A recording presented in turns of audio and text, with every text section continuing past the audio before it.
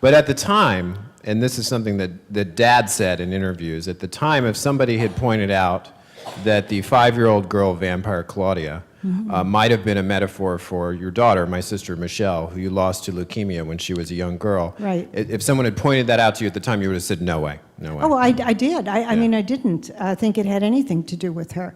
I remember we went out for a drink one night at this college bar called the Cheshire Cat, and I had finished Interview with the Vampire, and he hadn't read it yet.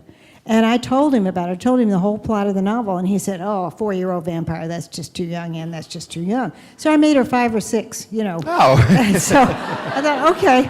But it never occurred to either one of us to say, you must be writing about Michelle. You must be writing about it. When I was in that novel, all I was thinking about was what came next in the story.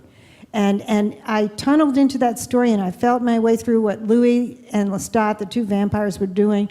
They brought Claudia into their little unholy family, and she became a very distinct character that really had nothing to do with my daughter, you know, or your sister. Mm-hmm. And I think consciously thinking about where all this comes from would have blocked me completely. That's part of why fantasy was so so inviting and so intense for me, because I didn't have to confront it all consciously.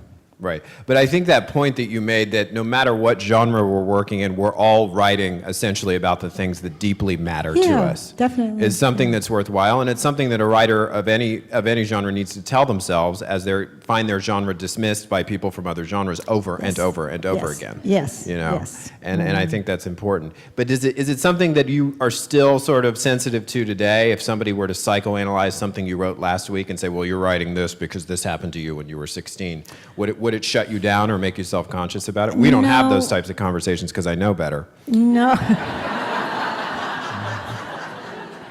No, I think it kind of rolls off me now. Yeah. You know, but You're tough. I am tough. You're tough. But I've had a lot of experience of reading those kinds of comments, you know. Yeah, Facebook has made you tough. It has made me tough. Yes.